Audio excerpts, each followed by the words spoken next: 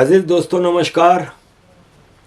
अजीज दोस्तों 2024 पाकिस्तान का कर्जा 136 बिलियन डॉलर है according to State Bank of Pakistan, जिसमें मल्टीलेटरल इंस्टीट्यूशंस यानी World Bank, IMF, Asian Development Bank, Islamic Development Bank 44 billion, bilateral countries 18 billion, जिसमें 10 billion China का, अमेरिका का 2 बिलियन, जापान का 2 बिलियन, फ्रांस का 1.3 बिलियन।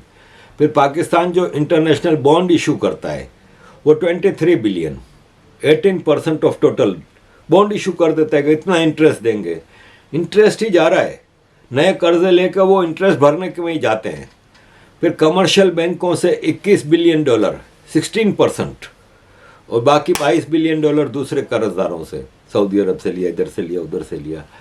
अब रुपयों में आ जाएं, पाकिस्तान का टोटल कर्जा जो है ना वो रिकॉर्ड 81 ट्रिलियन रुपया है पाकिस्तानी, 81 ट्रिलियन रुपया, यानी तकरीबन इंडियन रुपीस में 27 ट्रिलियन रुपया। लाइबिलिटीज हैं 4 बिलियन, 15% नेशनल इकोनॉमी है ना, उसमें GDP का कर्जा 15%। जो कर्जा बढ़ रहा है 12% बढ़ रहा है हर साल, 31 बिलियन रुपया पर डे कर्जा बढ़ रहा है, 31 बिलियन रुपया। क्योंकि आप रोल ओवर करवा देते हैं, जो पेमेंट आती है आप कहते हैं चाइना भाई प्लीज अभी नहीं है, ठीक है रोल ओवर, अमेरिका भाई प्लीज अभी नहीं है, IMF भाई, सऊदी अरब भाई, तो वो रोल ओवर हो रहा है, नए कर्जे ले रहे हैं, और जितना टोटल कर्जा है उसका इंटरेस्ट तो 31 बिलियन रुपया रोज का नया कर्जा बढ़ रहा है। एक्सटर्नल डेट पाकिस्तान का 33 ट्रिलियन है,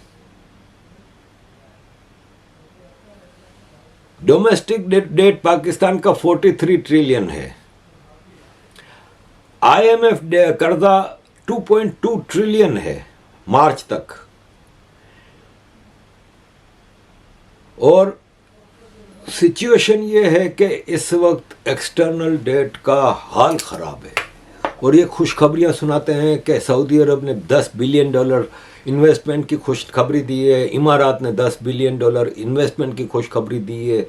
आपको मैं पहले भी बता चुका हूं कि ये अव्वल तो वादे होते रहते हैं। आपको याद होगा कि जब सऊदी अरब के मोहम्मद बिन सलमान आज से 1.5-2 साल पहले इंडिया गए थे तो उन्होंने 100 बिलियन डॉलर की इन्वेस्टमेंट की बात की थी, तो पाकिस्तान ने मीडिया में कहना शुरू कर दिया कि मोहम्मद बिन सलमान ने पाकिस्तान में 25 बिलियन डॉलर देने का इन्वेस्टमेंट का वादा किया है। आज 1.5-2 साल हो गए, वो वादे सब खत्म हो गए। मैं आपको पहले कई बार ये बात बता चुका हूँ, मेजर गौरव वारिया साहब से सुन लें। ये जो कह रहे हैं ना UAE वाले कि हम 10 अरब डॉलर पाकिस्तान में डालेंगे, बिल्कुल ये 10 नहीं 20 डालेंगे, 30 डालेंगे, पैसे की कमी नहीं होगी। कमी कहां पे होगी? कोई एयरपोर्ट ले जाएगा, कोई 10-15 रेलवे स्टेशन ले जाएगा, कोई जमीनें ले जाएगा, कोई रिकोडिक ले जाएगा, कोई डैम ले जाएगा। आपके घर के बर्तन बिक रहे हैं। अब दोस्तों मैं ये समझा देता हूं, और खासतौर से पाकिस्तानी भाई बहन जो वीडियो देख रहे हैं, इन्वेस्टमेंट होती क्या है। आप किसी चीज में पैसा डालते हैं और आपको ये उम्मीद होती है कि हम अगर 100 रुपए डाल रहे हैं तो 10-15 रुपए हम इससे कमाएंगे, और जो 100 रुपए हमने डाले हैं वो सेफ हैं, वो महफूज हैं, इसके ऊपर से हम पैसा कमाएंगे। इन्वेस्टमेंट का मूल मंत्र यही होता है। अब पिछली बार पाकिस्तान से पैसे कमाए किसने थे ये बताइए? सारी की सारी कंपनी, आपकी शेल जो थी ऑयल रिफाइनरी वाली, वो निकल ली पाकिस्तान से। पाकिस्तान से होंडा निकल ली, सुजुकी निकल ली, जितनी भी बड़ी बड़ी कंपनीज थी जो थोड़ा बहुत जोड़ तोड़ का काम करती थी, मैन्युफैक्चरिंग पाकिस्तान में कभी हुई नहीं, तो जोड़ तोड़ का काम करती थी, विदेश से पूरे पार्ट्स आए, यहां पे जोड़ा बेचा, उन लोगों ने भी पैकअप कर दिया।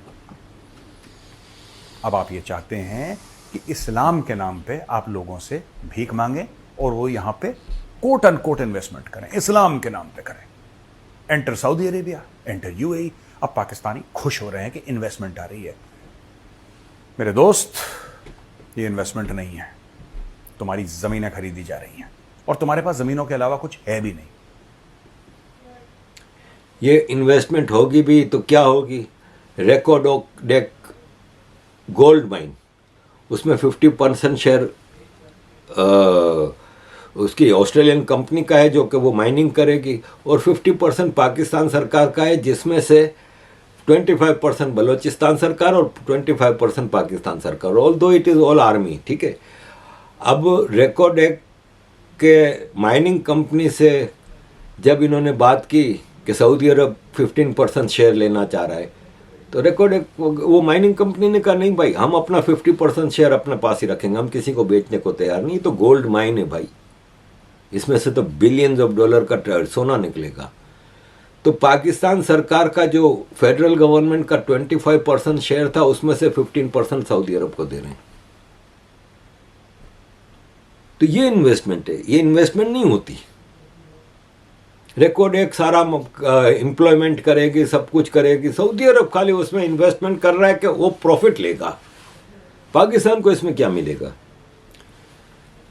दूसरा, एयरपोर्ट खरीद लिए, सी पोर्ट खरीद लिए, वो खरीद लिया, ये खरीद लिया, ये सब चीज़ें होंगी, इससे फ़ायदा कुछ नहीं। एक मिसाल है कि इस्लामाबाद एयरपोर्ट सऊदी अरब ले लेता है, खरीद लेता है, तो एम्प्लॉयमेंट बढ़ेगी क्या? वही जो एयरपोर्ट पे एम्प्लॉयज़ हैं, ऑलरेडी सरप्लस एम्प्लॉयज़ हैं। पाकिस्तान में करप्शन इतनी है कि PIA, एयरपोर्ट्स, गवर्नमेंट की जितनी चीज़ें हैं उसमें 10 एम्प्लॉयज़ की जगह है तो 25-30 हैं। सबको नवाजना होता है, सबको पॉलिटिकल पार्टीज़ के मेंबर होते हैं, कार्यकर्ता होते हैं जो सियासी पॉलिटिकल पार्टीज़ के, उनको एम्प्लॉयमेंट दी जाती है, सरप्लस में है। तो जब सऊदी अरब या कोई भी बाहर का कंट्री लेगा तो वो सरप्लस एम्प्लॉयज़ को निकालेगा। PIA क्यों नहीं ले रहे? इसलिए कि PIA से निकालना मुश्किल है, वहाँ पे आंदोलन हो जाता है शुरू, चलाना मुश्किल हो जाएगा। बाकी एयरपोर्ट्स वगैरह लेंगे तो नई एम्प्लॉयमेंट तो नहीं मिलेगी, पुरानी एम्प्लॉयमेंट में भी लोग बेरोजगार हो जाएंगे। नया कोई प्रोजेक्ट तो नहीं बन रहा, कोई एप्पल की फैक्ट्री तो नहीं लग रही, या सऊदी अरब वहाँ पे आरामको की अपनी ऑयल रिफाइनरी तो नहीं लगा रहा। इन चीज़ों में नहीं है इन्वेस्टमेंट, ये खरीदारी है, जैसे मेजर साहब ने आपको बताया और मैं आपको अरसे से बता रहा हूँ। अजीज़ दोस्तों, इसी तरह खैबर पख्तूनख्वा को टैक्स फ्री और सस्ती बिजली बनाई जाए, क्योंकि सारे डैम्स हमारे पास हैं, खैबर पख्तूनख्वा की ज़मीन पे है। हम मुहिम शुरू कर रहे हैं। ये अब इमरान खान का प्राइम मिनिस्टर है ना, अली अमीन गंडापुर, KP में, वो ये POK में जो आंदोलन हुआ इसको एग्जाम्पल बना के वो ये चीज़ कह रहा है। हालांकि मंगला डैम और ये सब POK में है, सारे डैम इधर नहीं है, लेकिन बहरहाल काफ़ी डैम हैं। पंजाब के पास कुछ भी नहीं है, इलेक्ट्रिसिटी KP और POK से, गैस सिंध और बलोचिस्तान से। ये बेसिक नीड्स हैं, इलेक्ट्रिसिटी गैस बेसिक नीड्स हैं, इसलिए कि इससे इंडस्ट्री भी चलती है और घर भी चलते हैं। ये तो बाहर से, मतलब पाकिस्तान के जो गुलाम प्रोविंसेस हैं, KP, POK, सिंध और बलोचिस्तान, वहाँ से ये चीज़ें सस्ते सस्ते में मुफ्त में तकरीबन ले लेते हैं। बाकी क्या बचा? पेट्रोल, डीजल बलोचिस्तान से वाया, ईरान से via Balochistan Pakistan army smuggle कर रही है, पंजाबियों को मज़े से पेट्रोल भी मिल रहा है। ये है KP की, और KP की गवर्नमेंट ने अपना बजट भी पेश कर दिया अभी से, अभी तो जून आया भी नहीं है, मतलब जून आया नहीं था तब से उन्होंने बजट पेश कर दिया अपना, और उसमें इन्होंने international organisations like world bank और IMF और सऊदी अरब और इधर उधर से कर्जा लेंगे। वर्ल्ड बैंक से 60 अरब 52 करोड़ का कर्जा लेंगे, 6052 करोड़ रुपए का कर्जा लेंगे, और एशियन डेवलपमेंट बैंक से 4600 करोड़ रुपए का कर्जा लेंगे। अब KP कर्जा लेगी। ऑलरेडी पाकिस्तान में सबसे ज़्यादा कर्जे में KP गवर्नमेंट है। क्यों? इसलिए कि इमरान खान की सरकार आ रही है 11 साल से उधर। पिछले 11 साल से KP पे इमरान खान रूल कर रहा है। अभी अली अमन गंडापुर है, वो पूरा सत्यानाश कर रहा है KP प्रोविंस का। तो अब ये गवर्नमेंट चलाएगा KP की, इमरान खान का अली गंडापुर, इमरान खान और पीटीआई सुबह उठने से शाम सोने तक अमेरिका को गालियां देते हैं। अमेरिका ने ये कर दिया, अमेरिका ने वो कर दिया। और सबसे पहले केपी के अली अमीन गंडापुर ने जो दान लिया वो यूएस एड से लिया, अमेरिकन यूएस एड से दान लिया। कड़वा कड़वा हप हप, अथू थू, मीठा मीठा हप हप। अमेरिका को सुबह शाम गालियां देते और ये end of the day America से ही माल बटोर रहे हैं। अजीज दोस्तों, थोड़ी बात हो जाए, जब निकली है तो आईएमएफ की। आईएमएफ नई नई शर्तें रख रहा है। इवन बच्चों की स्कूल की किताबों पे, स्टेशनरी पे आईएमएफ ने कहा है टैक्स लगाओ। आईएमएफ ने कहा है कि दूध पे टैक्स, दूध की और लाल गोश्त, रेड मीट, बकरे का, गाय का, उसको आज़ाद कर दो। यानी मार्केट में जो प्राइस है, अब गवर्नमेंट प्राइसेस रेगुलेट करती है, हालांकि इसको रेस्पेक्ट कोई नहीं करता। कराची में कोई जाएगा गोश्त लेने के लिए तो गोश्त लटका हुआ है, गवर्नमेंट का दिया हुआ प्राइस चार्ट है, 1000 रुपये का बकरे का गोश्त किलो इस वक्त चल रहा है, गवर्नमेंट का रेट। हाँ भाई, बकरे का गोश्त कितने का दिया? 1200 का, 1500 का, ये 1000 रुपया रेट लगाए। आगे जाओ भाई। मुर्गी 300 रुपये किलो है, गाय का गोश्त 500 रुपये किलो है सरकारी प्राइसेस पे। अब आईएमएफ कह रही है प्राइसेस छोड़ दो, तो आम आदमी का सत्यानाश। दूध की प्राइसेस सरकार रखती है, आज़ाद हो जाएगा तो जिसकी जितनी मर्जी आएगी प्राइस लेंगे। आईएमएफ पाकिस्तान की एक एक चीज़ को डिक्टेट कर रही है और पाकिस्तान की ज़ाहिर गुलाम सरकार है, उसको आईएमएफ की हर बात को मानना पड़ रहा है। ये करंट सिचुएशन है पाकिस्तान की। अजीज दोस्तों, क्राइम की बात हो जाए कराची के हवाले से, ख़ास तौर पे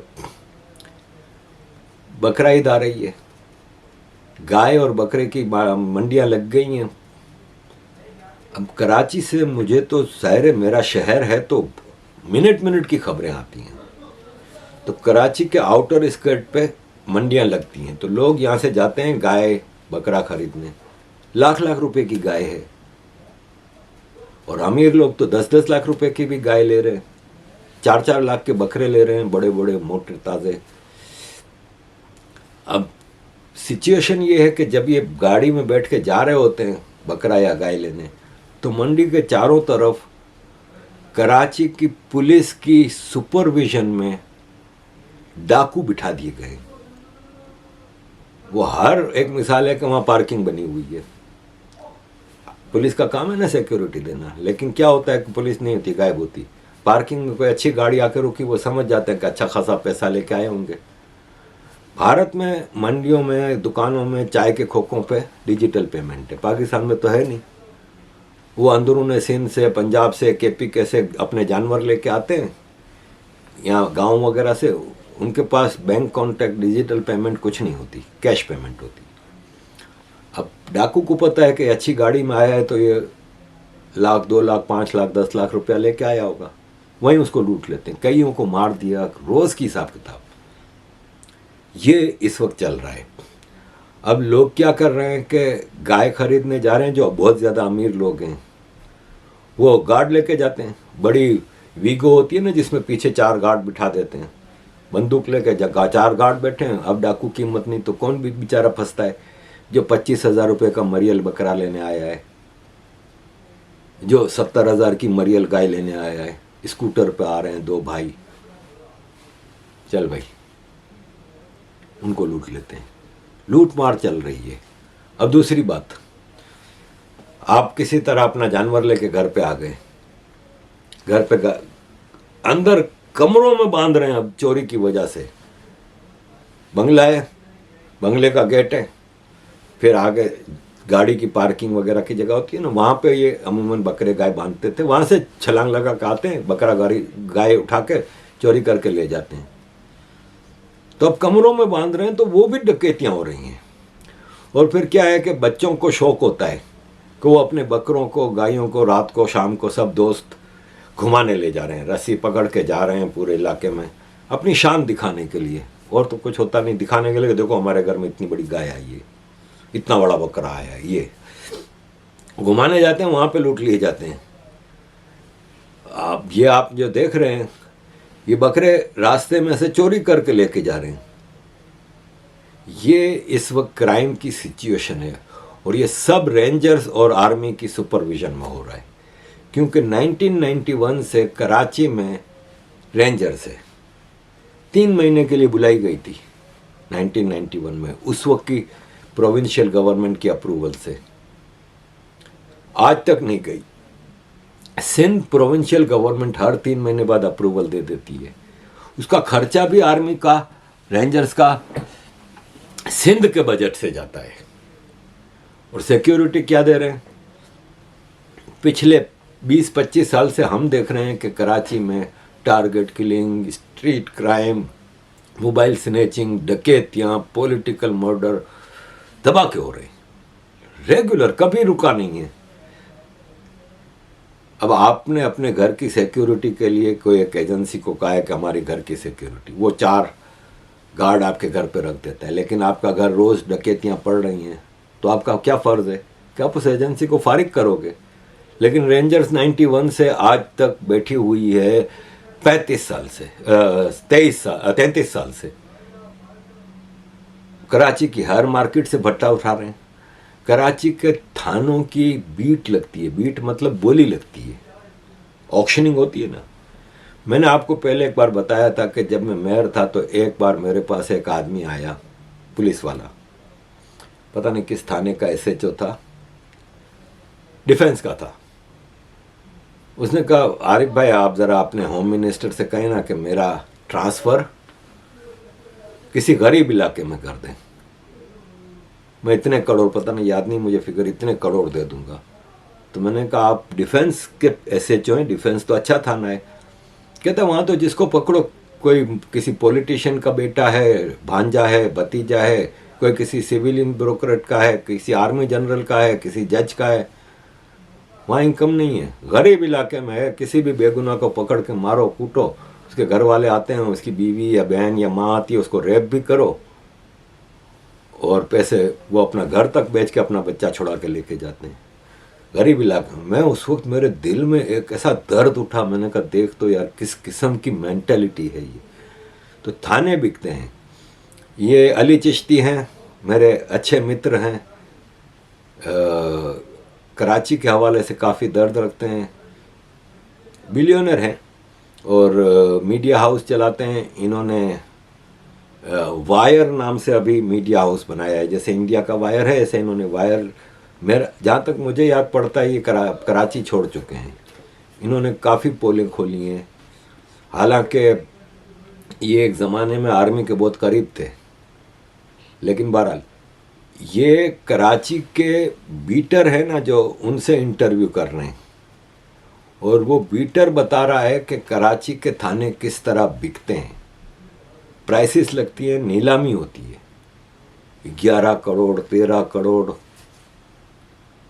अब महीने का आता है। बीट जो है ना, वो जो आता है भत्ता, एक्सटॉर्शन, 11 करोड़ 13 करोड़, उसमें से हिस्सा जाता है रेंजर्स को। 2 बड़े महंगे थाने कराची में, एक का नाम है मोजको, आपको मैं रिवील कर रहा हूँ आज।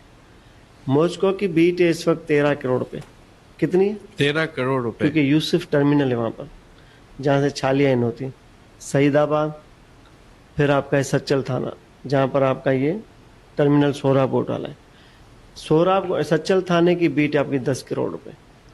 और कैन यू इमेजिन कि अगर मुल्क का सरबरा, हेड ऑफ स्टेट को SHO के लिए बोले इसको लगाएं, तो उस सोसाइटी में आप क्या तस्वर करते हैं SHO क्या होगा? और जिस SHO ने DIG को बोला कि मुझे कुछ करोगे तो तुम्हारी सीट जाएगी, तो DIG ने कहा भाई आप रहो मैं भी रहूँ। तो ये डिसिप्लिन आपके फोर्स का है। तो कराची में तो थाने बिकते हैं, जिसको टेंडर कहा जाता है, जो ज़बरदस्त बिट देगा। रेंजर्स की अलग बीट है। ये सिचुएशन है पाकिस्तान की। इसमें आप क्या कर सकते हैं। अजीज़ दोस्तों, एंड पे मैं आपको सिर्फ छोटा सा एक आंकड़ा पेश करूंगा कि अभी दुबई लीक्स के हवाले से आया था कि पाकिस्तानियों की वहाँ पे प्रॉपर्टियाँ हैं 11 बिलियन डॉलर की, जिसमें जनरल, पॉलिटिशियंस, ब्यूरोक्रेट्स और इंडस्ट्रियलिस्ट थे। जबकि इनको पाकिस्तान पे भरोसा नहीं है। ये किसी जनरल की पाकिस्तान में इन्वेस्टमेंट नहीं होती, जजेस की नहीं होती, ब्यूरोक्रेट्स की नहीं होती, पॉलिटिशियंस की नहीं होती, सबका माल बाहर होता है। पाकिस्तान में सिर्फ लूट मार करने के लिए बैठे होते हैं। जहाँ इनका काम ख़त्म, सीधा लंदन। अब नवाज शरीफ जब प्राइम मिनिस्टर से हटाया गया तो कहाँ गया? लंदन। जब प्राइम मिनिस्टरशिप का वादा हुआ और फिर इसके भाई को मिली तो आ गया, तो अब लंदन नहीं जा रहा। अब बीमार भी नहीं है, कुछ भी नहीं है, अब मज़े से बैठा हुआ है। जिस दिन भाई की हुकूमत ख़त्म, जिस दिन आर्मी की छितर छाया ख़त्म, भाग जाएगा लंदन। यही बाजवा, जितने जनरल हैं, सारे बाहर बैठे हुए हैं। तो आंकड़े आए हैं, और भारत के जो इन्वेस्टमेंट है वो सेलिब्रिटीज़ की है, बिजनेसमैनों की है, किसी जज की, किसी जनरल की, किसी पॉलिटिशियन, ब्यूरोक्रेट की नहीं निकली प्रॉपर्टी। का दुक्का कोई होगी तो होगी। पाकिस्तानियों की जो इन्वेस्टमेंट है ना,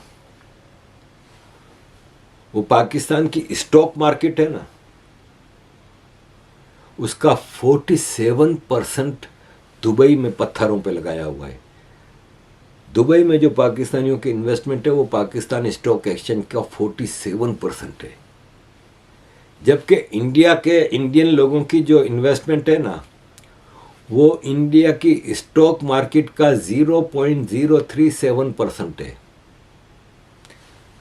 पाकिस्तान के फेडरल रिजर्व में 4 अरब डॉलर पड़े हैं, जिसमें सऊदी अरब, दुबई वगैरह के मांगे तांगे के हैं।